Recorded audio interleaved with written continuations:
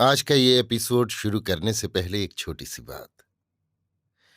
क्या आप भी अपना पॉडकास्ट बनाने की सोच रहे हैं? तो एंकर ट्राई कीजिए।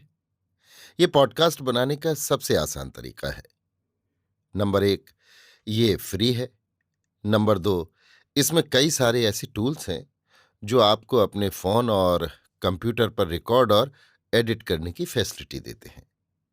नंबर तीन, आप अपने पॉडकास्ट को डिस्ट्रीब्यूट भी कर सकते हैं, जिससे इसे स्पॉटिफाई और दूसरे प्लेटफॉर्म पर सुना जा सके।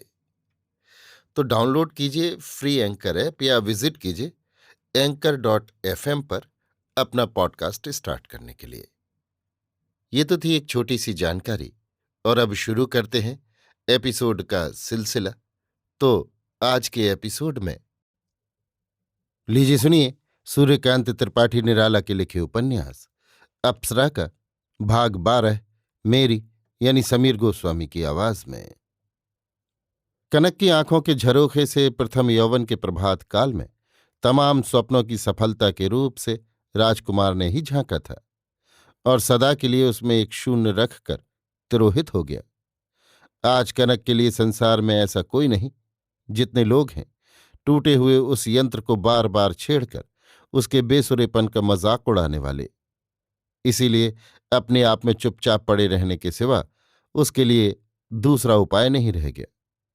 जो प्रेम कभी थोड़े समय के लिए उसके अंधकार हृदय को मणि की तरह प्रकाशित कर रहा था, अब दूसरों की परिचित आंखों के प्रकाश में वो जीवन के कलंक की तरह स्याह पड़ गया है। अंधकार पथ पर जिस एक ही प्रदीप को हृदय में अंचल से छिपा वो अपने जीवन के तमाम मार्ग को आलोकमय कर लेना चाहती थी, हवा के एक अकारण झोंके से वो दीप ही गुल हो गया। उस हवा के आने की पहले ही उसने कल्पना क्यों नहीं की? अब अभी तो तमाम पथ ही पड़ा हुआ है। अब उसका कोई लक्ष्य नहीं, वो दिग्यंत्र ही अचल हो गया है। अब वो केवल प्रवाह की अनुगामिनी है। और राजकुमार, प्रतिश्रुत युवक के हृदय की आग रह रहकर आंखों से निकल पड़ती है। उसने जाति, देश, साहित्य और आत्मा के कल्याण के लिए अपने तमाम सुखों का बलिदान कर देने की प्रतिज्ञा की थी, पर प्रथम ही पदक्षेप में इस तरह आंखों में आंखें बिंध गईं कि पथ का ज्ञान ही जाता रहा। अब वो बार बार अपनी भूल के लिए पश्चाताप करता है, पर अभी उसकी दृष्टि पूर्ववत साफ नहीं हुई। कनक की कल्पना मूर्ति उसकी तमाम प्रगतियों को रोक कर खड़ी हो जाती, और प्रत्येक समर में राजकुमार की वास्तव शक्ति उस छाया शक्ति से परास्त हो जाती है। तमाम बाहरी कार्यों के भीतर राजकुमार का ये मानसिक द्वंद्व चलता जा रहा है। आज 2 दिन से वो युवती के साथ उसके मायके में है। वहीं से उसको वहां ले जाने की खबर तार द्वारा लखनऊ भेज दी।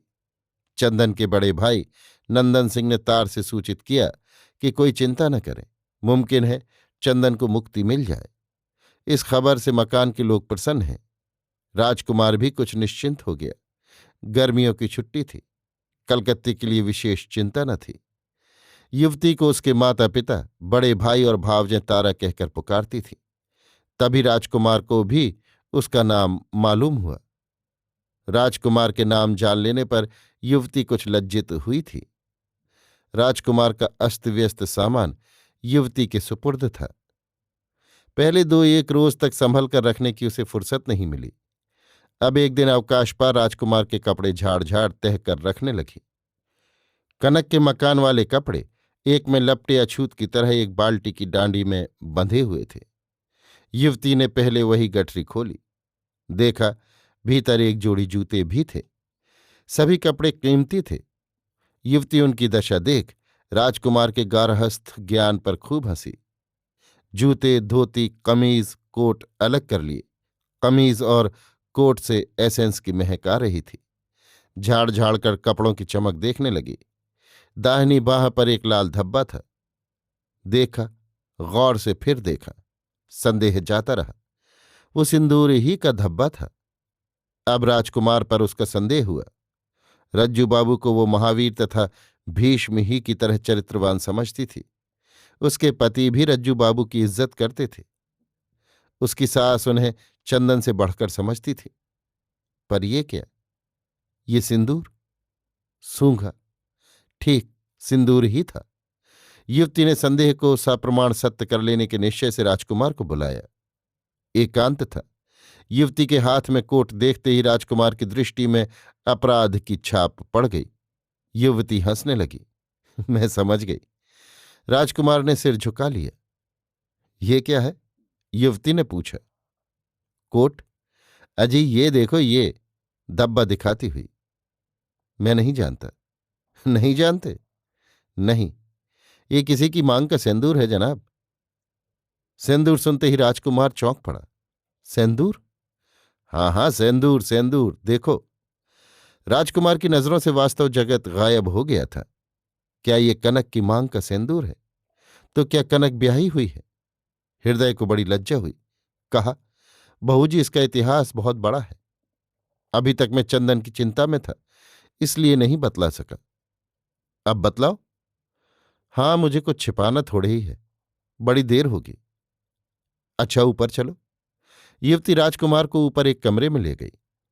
युवती चित्र को एकाग्र कर कुल कहानी सुनती रही। कहीं कहीं छूट रही है। जान पड़ता है सब घटनाएं तुम्हें नहीं मालूम। जैसे उसे तुम्हारी पेशी की बात कैसे मालूम हुई? उसने कौन कौन सी तदबीर की? युवती ने कहा। हाँ, मुमकिन है। जब मैं चलने लगा तब उसने कहा भी था कि बस आज के लिए रहो, तुमसे बहुत कुछ कहना है।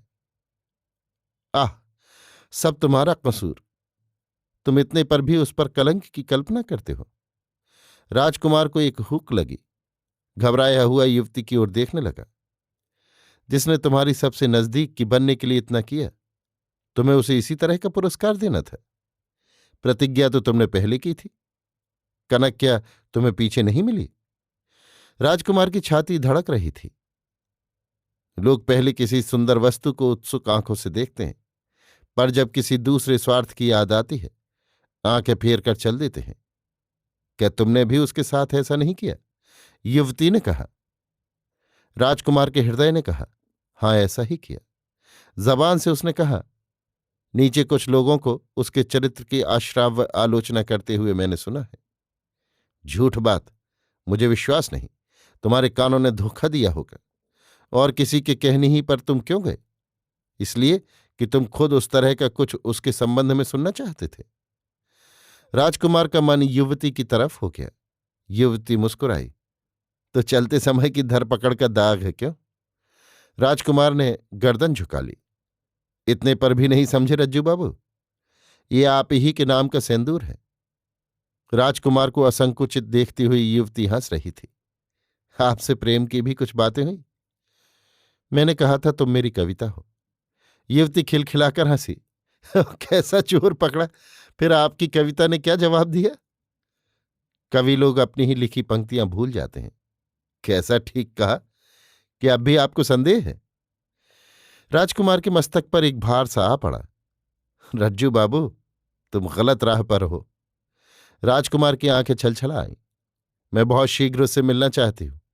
छी, रज्जू बाबू, किसी की जिंदगी बर्बाद कर दोगे, और उसकी जबान से, जिसके हो चुके। हम भी जाएंगे दीदी। एक 8 साल का बालक दौड़ता हुआ ऊपर चढ़ गया और दोनों हाथों में अपनी बैठी हुई बहन का गला भर लिया। दीदी, आज राजा साहब के यहां गाना होगा, हम भी जाएंगे। बड़े दादा जाएंगे, मुन्नू जाएगा, हम भी जाएंगे। बालक उसी तरह पकड़े हुए थिरक रहा था। किसका गाना है? युवती ने बच्चे से पूछा। कनक कनक कनक का। बालक आनंद से थिरक रहा था। युवती और राजकुमार गंभीर हो गए। बच्चे ने गला छोड़ दिया, बहन की मुद्रा देखी, फिर फुर्ती से जीने के नीचे उतर दौड़ता हुआ मकान से बाहर निकल गया। युवराज का अभिषेक है, ये दोनों जानते थे। विजयपुर वहां से मील भर है। युवती के पिता स्टेट के कर्मचारी थे। बालक की बात पर अविश्वास करने का कोई कारण न था। देखा बहू जी, राजकुमार ने अपने अनुभव सत्यता की दृढ़ता से कहा, अभी कुछ कहा नहीं जा सकता। रज्जू बाबू, किसके मन में कौन सी भावना है, इसका दूसरा अनुमान लगाए तो गलती का होना अधिक संभव है। अनुमान कभी कभी सत्य ही होता है, पर तुम्हारी तरह का अनुमान नहीं। अब तक कई लड़के आंगन में खड़े हुए तालियां पीटते थिरकते हुए हम भी जाएंगे सम स्वर में घोर संगीत छेड़े हुए थे। युवती ने झरोखे से लड़कों को एक बार देखा, फिर राजकुमार की तरफ मुंह करके कहा कि बहुत अच्छा हो अगर आज ही स्टेशन पर कनक से मिला जाए। गाड़ी एक ही पूरब की 4 बजे आती है। नहीं, ये किसी तरह भी ठीक नहीं। आपको तो मैं मकान से बाहर निकलने की राय दे ही नहीं सकता, और इस तरह के मामले में किसी बहाने मिल लेंगे। युवती उत्सुक हो रही थी। किसी बहाने भी नहीं बहूजी, स्टेट की बातें आपको नहीं मालूम। राजकुमार गंभीर हो गया। युवती त्रस्त हो संकुचित हो गई। पर मुझे एक दफा जरूर दिखा दो। करुणाश्रित सहानुभूति की दृष्टि से देखती हुई युवती ने राजकुमार का हाथ पकड़ लिया। अच्छा। अभी आप सुन रहे थे सूर्यकांत त्रिपाठी निराला के लिखे उपन्यास अप्सरा का भाग 12, मेरी यानी समीर गोस्वामी की आवाज में।